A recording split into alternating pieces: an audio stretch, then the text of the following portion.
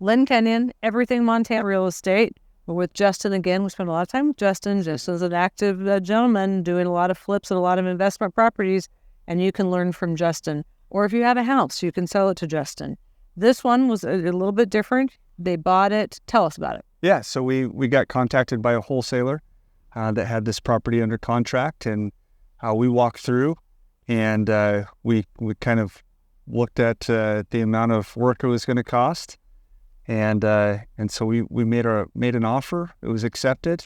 So we kind of went into this one with two different strategies. One, it was completely filled with, you'll be able to see pictures. Yeah, Charlie is showing pictures as we talk, I'm sure. Yeah, so it's, one strategy was just to get rid of all the junk, clear it out, and then resell it. You called it, when we first discussed it, you said the hoarder house. Yeah. Could you walk through it? Can I walk through it, or did I? Could you? You could navigate it. A little bit? A little bit, yeah. I mean, I see a lot of work here. Yeah. Lots and lots of work. Yeah, a lot. I mean, it needs absolutely everything.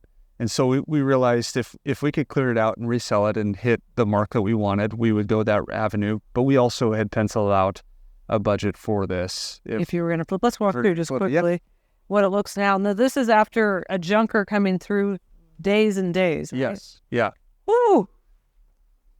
Holy smokes! Yeah, this is about 100 yards of junk. 100 yards of junk. Yeah. So just to be clear, so you looked at this and said, let's just clear out 100 yards of junk and see if we can flip it for a number that we can live with, or we put our heart, soul in it, hire contractors, do all the things that we've looked at in the other ones with you. That's right.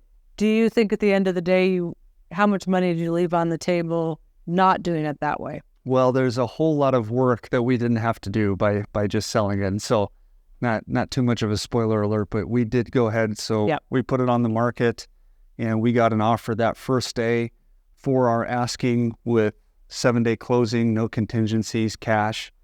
And so with the amount of work that had to go into it, it was a no-brainer for us to go that route.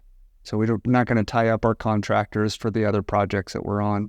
Well, it gives you the cash flow to make the decision, like on the duplex. So, okay, we can keep it now because this. So people just don't have vision, do they?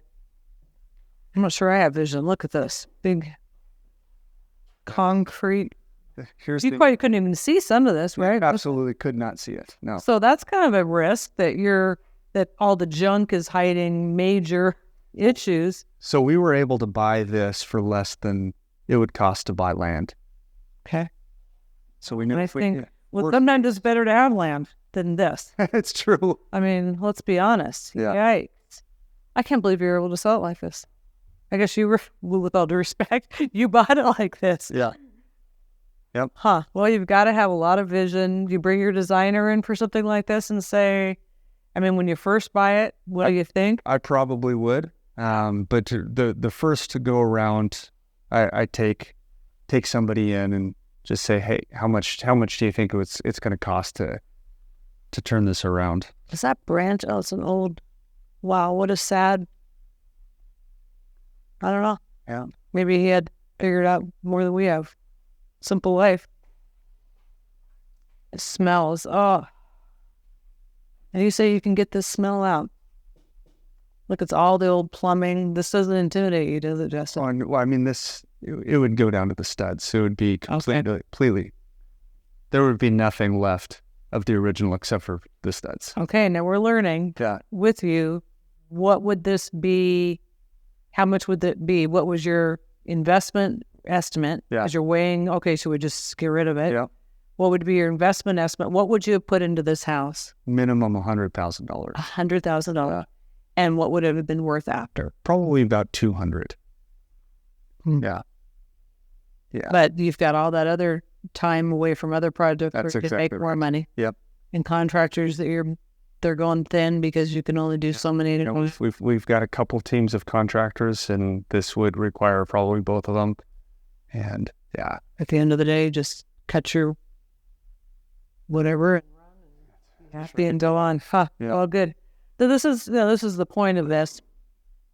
They're not straightforward. every deal is different. That's exactly right. So don't, if you're thinking of flipping, you're thinking of fixing to rent, every scenario, you've got to really be accurate, see what you're going to invest in, understand the market, know that you're in an upward moving market. This starts to go backwards, you can lose fast. So you've got to have good pulse on what the secondary market is, what this is going to be, because your after renovated value could be worth lots less. You're saying if it's moving forward, it could come backwards too. So you've got to be moving things. So if you do this takes 9 months, and the market now is collapsed because banks are collapsed, whatever that's going on in the world. So you've got to be pretty astute and pretty have a pulse on the market and be in touch with agents and what's going on and make a move quickly so that you don't lose. I think that's the idea. And being in contact with people like you that really have a local knowledge of what's going on, where are we at with housing shortage and what's the demand and all of that kind of stuff is really, really important. Yeah, no, that's interesting. Well, this is a whole different way to look at it, just cleaning it out, because people are just, what do I do? They walk through it. I mean, this thing was full. The photos are showing how full it was. Yeah. The thing that we joked about is you could also make as much in the junk if you know what you're looking at. Yeah. Talk to somebody. I mean, I've done it for 50 years, like I said, buying and selling antiques. And there's, sometimes it is junk and it should just go in a dumpster. But I would hate for my $100 lamps that I sold for $8,000 for you to just throw those in a dumpster. So talking to those, there's two in this scenario with this unique property, and you've got all the junk, and we have another one coming up that sounds like it's also a hoarder house. Making sure you don't throw in a dumpster something that's got some real value to it on the secondary market antiques. I think we left money on the table by not having you look at it. Well, we have more to do for sure. So thanks as always. Appreciate your time. Yes.